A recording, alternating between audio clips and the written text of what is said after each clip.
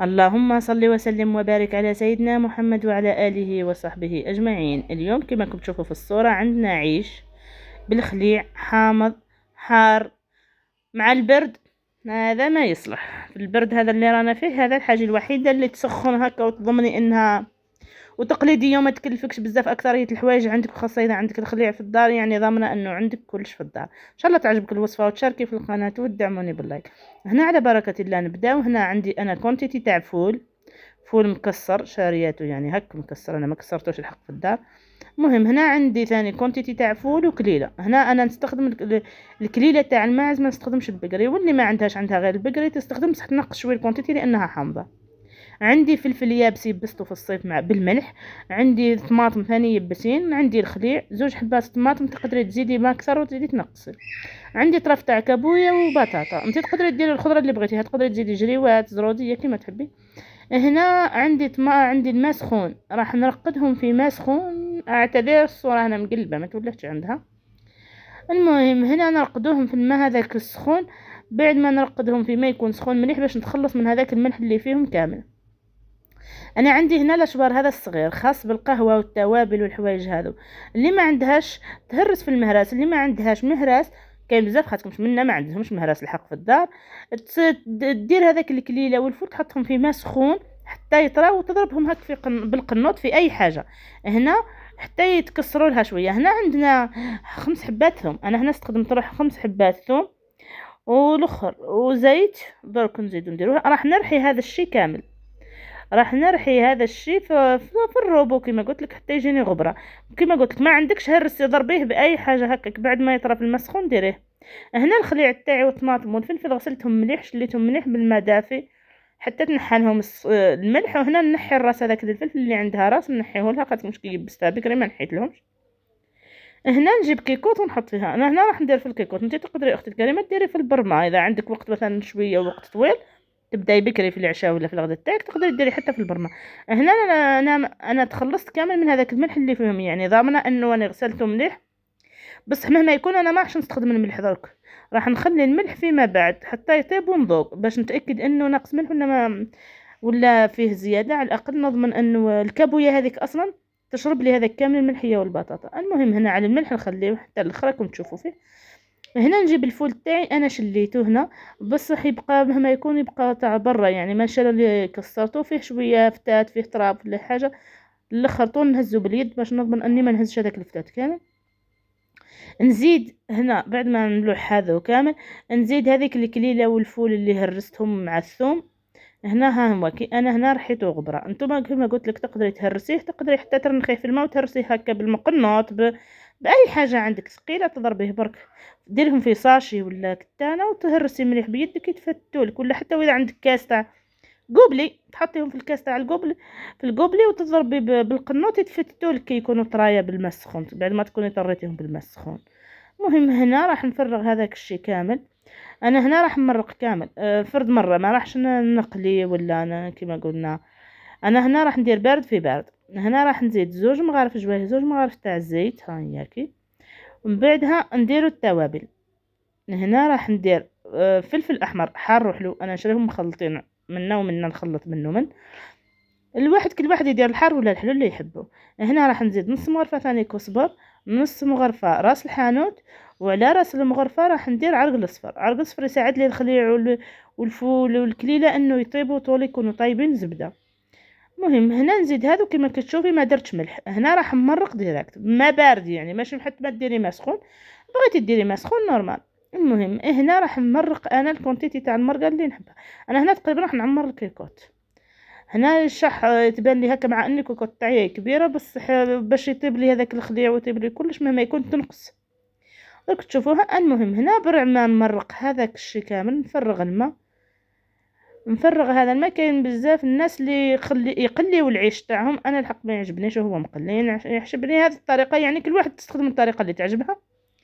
المهم انا الوصفه تاعي ها هي كي اللي عجبتها ان شاء الله تجربها وتقول لي في لي كومونتير اذا خرجت لها بنينه ولا ها. هنا راح نحط الكيكوت تاعي ما نقفلهاش حتى تغلي باش نتاكد انه الصفاره ما تقفلش. شوفوا هذيك الرغوه اللي يديرها الخليع والفول والكليله لا يتقفل لي الصفاره. خلي حتى تغلي الكيكوت تاعك ووقف لي. هنا نقفل ومن بعد نجيب العيش. انا هنا شاريه عيش تاع اليد، ماشي انا اللي فتلته. انا الحق لفت البربوشه بصح ما نعرفش نفت العيش بصراحه، يعني قد ما فتلت ما راحش خشان لي وخشو رجلي حبه خشينه.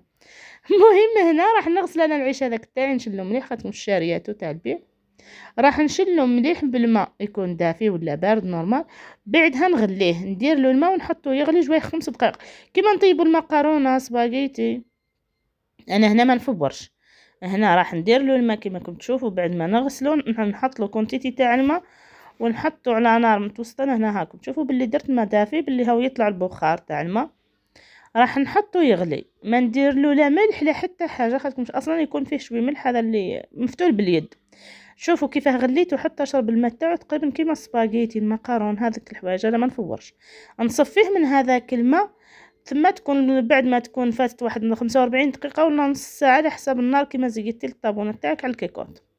هنا بعد ما طابت لي المرقه تاعي راح نجبد هذوك الحبات تاع الطماطم اللي لحتهم في الاول مجمولين، ونجبد هذاك الفلفل ثاني.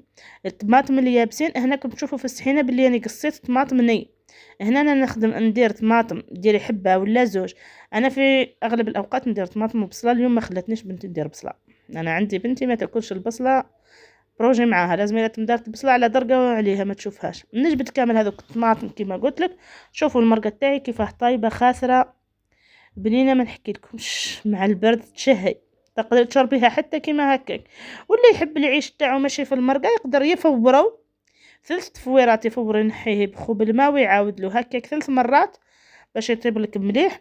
وتسقي عادي بدل ما تلوحي هنا تخدمي الشي اللي رانا نخدموه كامل وتسقي العيش تاعك. انا هنا المرقه شويه ناقصه طيبت، نقصت لي من الكيكوت ونخاف ما يطيبليش العيش تاعي مليح ونزيد نحب تبقى لي فيه شويه مرقه. المهم هنا راح نرحي هذاك الطماطم اللي جبته والفلفل والفلفل الني، الطماطم النيين هذوك اللي ما انا قصيتهم. انا هنا ما راح نقشر، ما راح ندير والو، راح نميكسي عادي. هنا كما قلت لك هاني راح نميكسيهم كامل ونزيد معاهم طماطم باطا ونعاود نزيد التوابل. هنا درت مغرفه تاع طماطم باطا. انا في العيش استخدمت الطماطم، نزيد معاهم ربع مغرفه فلفل احمر وربع مغرفه ثاني راس الحانوت. انا هنا عاودت داويت من الاول ونعاود ميكسي هذاك الشيء كامل، ميكسيه باش يطرالي. تقدري ترحيه في لاشوار ولا تلبزيه بيدك، ترحي بالسكرفاج تحبه تاع الطماطم وتلبزي بالفرشيطه هذوك اللي طابوا. المهم انت تلبزيهم ديريهم كيما بالطريقه اللي تساعدك اللي متوفره عندك. المهم انا هنا كيما قلت لك هاني ميكسيهم كامل. بعد ما يفوت واحد ربع ساعه على الغليان تاع العيش هذاك انا نرجع نقفل له هنا الكيكوت ونخليه باش يطيب لي بسرعه. هنا بعد ما يطيب هذاك العيش ونضمن انه طاب راح نلوح هنا فلفله تطلق لي ريحتها وتزيد تكمل الطيب هنا في العيش. بعد ما يغلي واحد 10 دقائق هكاك، بعد الفلفله هذه كانت قفلت له الكيكوت من قبل ربع ساعه وزدت له 10 دقائق باش نكمل يطيب لي مليح ويختار لي مليح. اللوح هذوك الطماطم اللي رحيتهم والفلفل اللي نحيته والطماطم هذوك اللي كانوا كامل اللي كانوا في الكيكوت وعاودت جبتهم، وهذيك الطماطم النيه وطماطم باط نزيد نردهم نفرغهم ونخليه يغلي ثاني جويه واحد 10 دقائق لربع ساعه. اللي ما يحبش، اللي يحب البصله هاو يقص بصله رقيقه ويلوحها، اللي ما يحبش حتى ما يديرش كيما هكا ولا يقسم بصله على زوج ويلوحها تطلق الريحه برك. انا اليوم هنا بنتي وقفت لي عند راسي تاع ممنوع البصل ممنوع البصل، يعني حتى واذا باش يطلق ريحته ممنوع. المهم اذا عندكم ولاد كيما حالتي الشرط هاكم تعرفوا واش معناته انه ديري ممنوع هذه وممنوع هذه. هنا المرقه تاعي شوفوا كيف راهي خاطره كي ذقتها لقيتها مسوسه خاطر شفتوا في الاول مانيش مدايره ملح كليا. هنا درت هذه الكونتيتي تاع الملح. نتوما كل واحد يذوق على حساب الخليع تاعو وعلى حساب واش درتي. اذا ما درتيش طماطم تاع حب هذوك اليابسين قادر ما يكونلكش مالح لازم تزيدي ملح. هنا ها هو كي واجد خاثر كبوهي هذيك ذابت. شوفوا البطاطا من عرق الاصفر كيفاه ذابت كليا، حتى باش تلقاي طرف بطاطا هكا مجمول ما كانش، كل شيء ذايب. ان شاء الله يعجبكم وتعجبكم الوصفه وتشاركوا في القناه وتدعموني باللايك، وفي امان الله وحفظه.